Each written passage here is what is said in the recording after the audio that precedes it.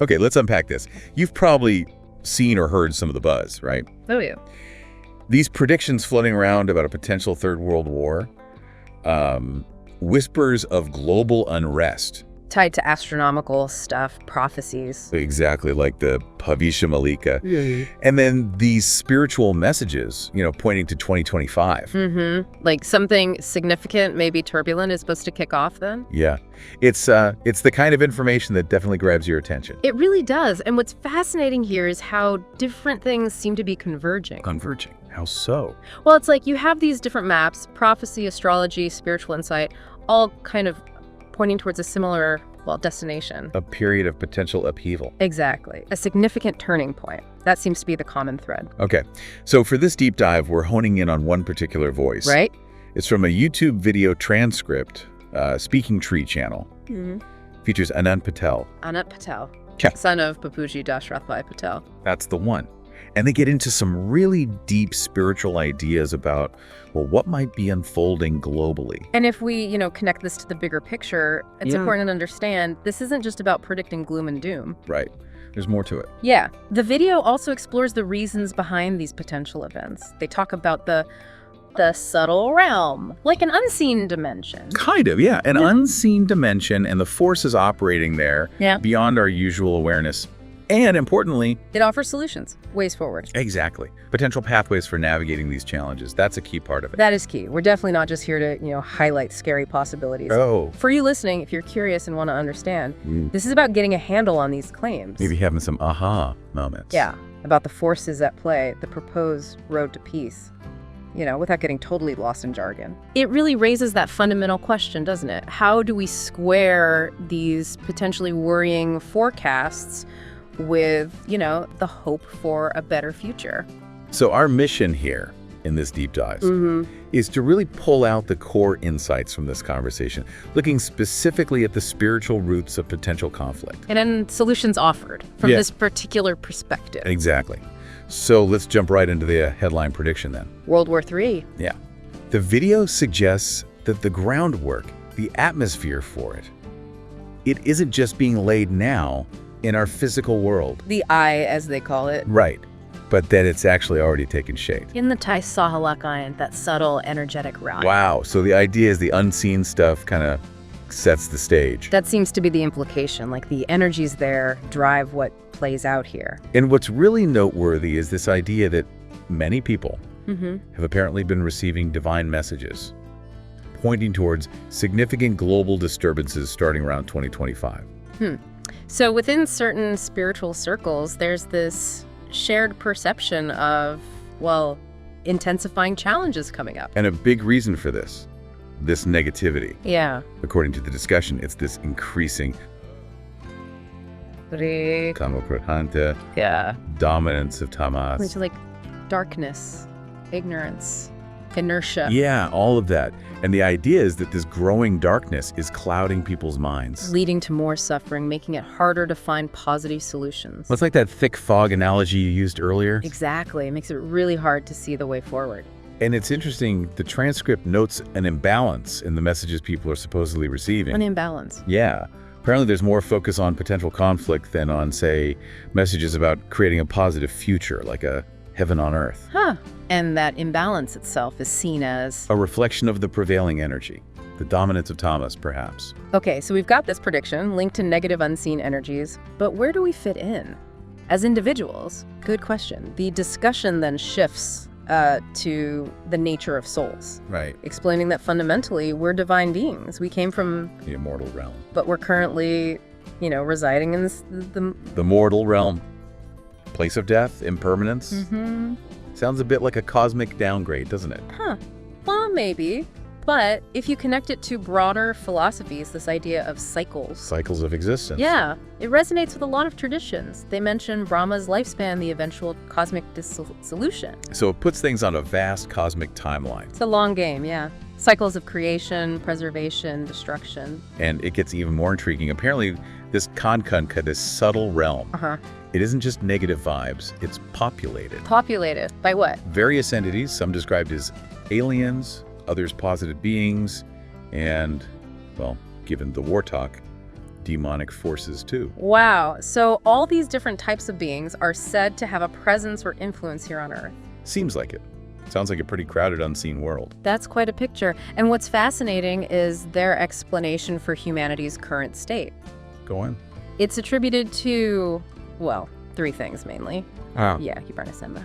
Ignorance of our true nature. Exactly. Then unchecked desires and uncomoda lustful craving. Okay.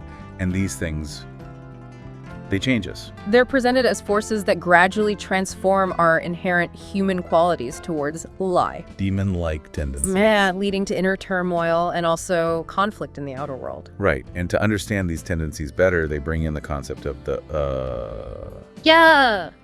3 gunas, fundamental qualities of nature. That's sattva, goodness, balance.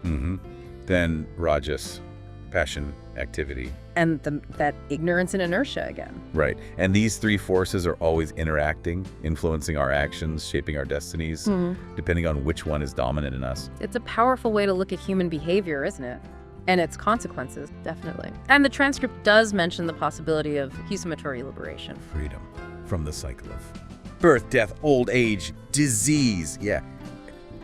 Through using knowledge, spiritual awakening. They give an example, right? Beginner, Okay. Yeah. who supposedly attained liberation in just 7 days through intense spiritual understanding. A classic story. So, okay. Given these potentially grim predictions, what's the way out? What's the solution offered? Well, the transcript really emphasizes Bapuji's teachings, Which set her on? realizing our true identity.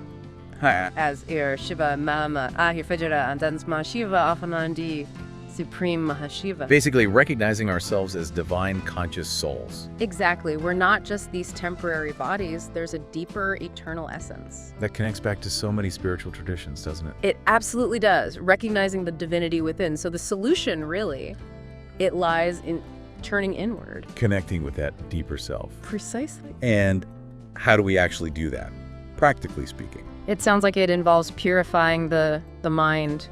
And the Abana, the inner being. Yes. And then consciously radiating pure vibrations of peace. Radiating peace. The idea being that this inner shift actually affects the outside world. That's the concept. Like sending out ripples of calm that influence the atmosphere, other beings. It's an inside-out approach. Very much so. And what's interesting is the explanation for why all these different types of souls are here. Deities, demons, regular folks. Yeah.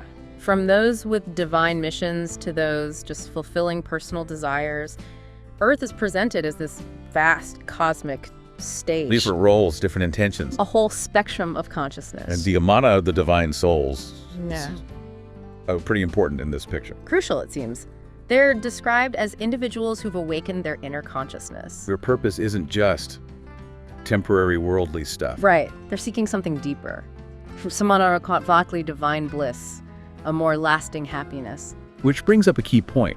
How do souls get tangled up in Salwar? Little streeter. According to the transcript, it's through that pool, Fana again. Ignorance, forgetting who they really are. Exactly. Forgetting their divine nature, their purpose, and getting caught in the temporary dramas of this earthly realm. And this whole understanding, we're told, comes from Bapuji's. Yeah, of course. That's my vision, yeah. And years of intense spiritual practice. So it's presented as direct insight into these subtle realities. That's the claim. Yeah. And what's significant is the emphasis on a collective shift being needed. Collective. Yes. They mention awakening the 33 Kanakala deities. Which is like a symbolic number for a huge amount. Right. Uncountable.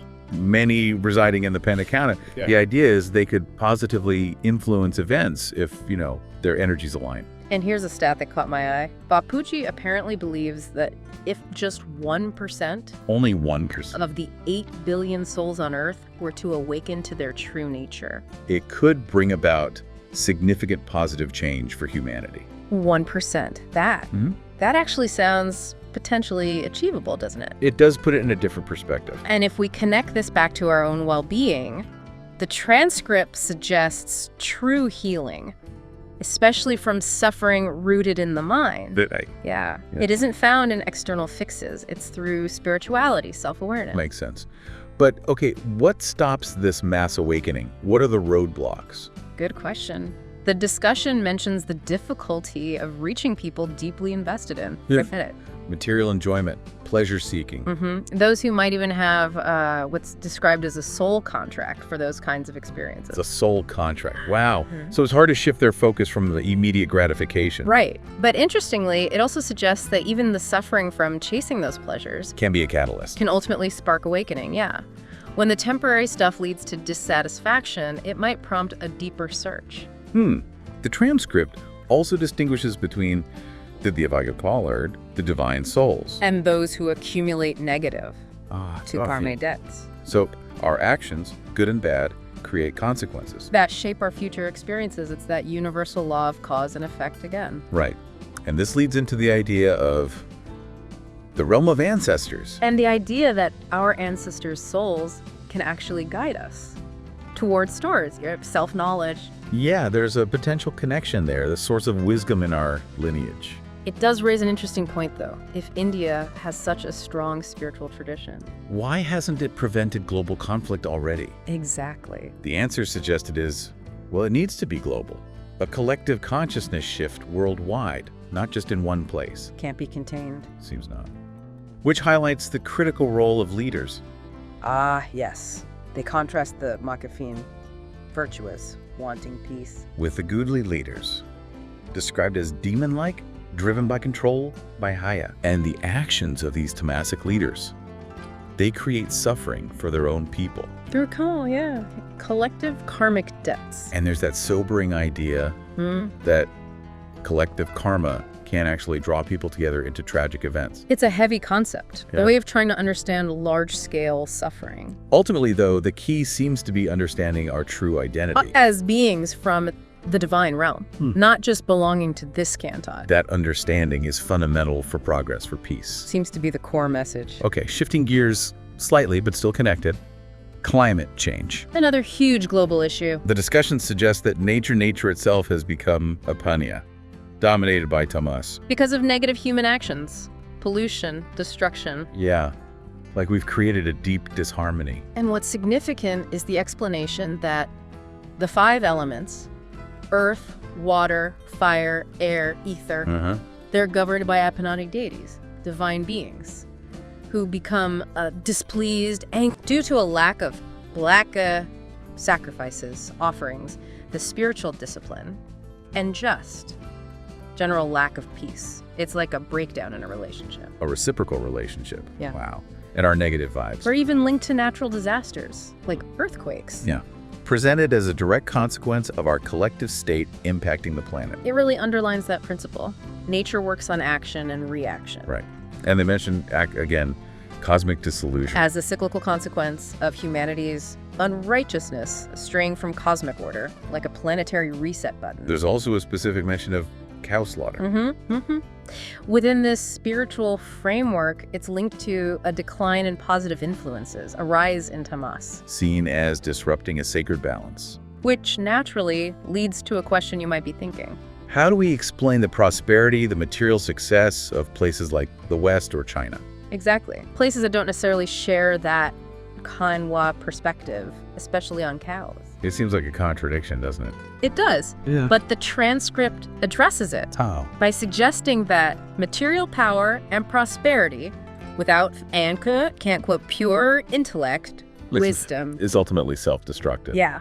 They use the example of Ravana from the epics. Temporary gain leading to eventual downfall. And here's a really out there element. Uh-oh. The idea of negative alien entities maybe providing technology. To those aligned with negativity. Yeah.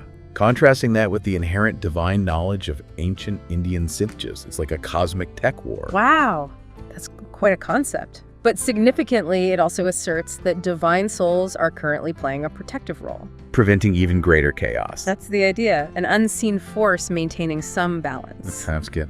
There's a numbers problem, right? The transcript points out a numerical disparity. Yeah, fewer people aligned with divine principles compared to those leaning towards the Dogo cult tendencies. So it's an ongoing struggle. Which brings us back to the imminent danger idea. Right. The transcript says pretty clearly that without a significant awakening of these divine souls, World War III is seen as a strong possibility. because it's just the inherent nature of home thought forces to fight. That's the perspective presented. Conflict is their inclination. And there's that other concerning prophecy.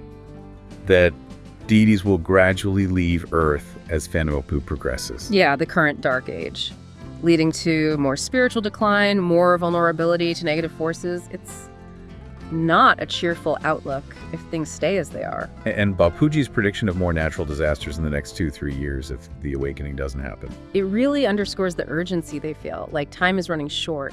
So what should our focus be then, individually? The message is clear. Recognize yourself as a settled soul. Detach from sensual attachment and aversion. And strive for and the supreme abode, the highest spiritual realm. It's a fundamental shift in self-perception and goals. And they offer different paths, right? Golok, Sakat, Vishnupuri, Shivapuri, yeah. Associated with different deities. Frameworks for that journey beyond the material. There's also concern expressed about negative shifts in leadership globally. And the rise of Shalero. And the rise of religion. Conflicts in the name of religion. Yeah. Seen as dangerous trends, destabilizing. So the emphasis comes right back to the individual. Our responsibility. Exactly. Perform to pure actions. Yeah. With the physical body. Cultivate a pure mind. And radiate a supreme peace as soul-conscious beings. It all starts inside each of us. That's the message. And there's this truly grand vision for the future. Bapuji's prediction. Yeah, of the world transforming into Adigor, the supreme element, and like supreme light. By 2050, with the whole multiverse transforming too. It's a massive perspective shift. It really is. And using that pale blue dot analogy, Puts earthly conflicts in perspective, doesn't it? Against the vastness of the cosmos and the potential for divine realization. it does. Yeah. The transcript also warns against getting trapped seeking tempore dia trua, Pleasure.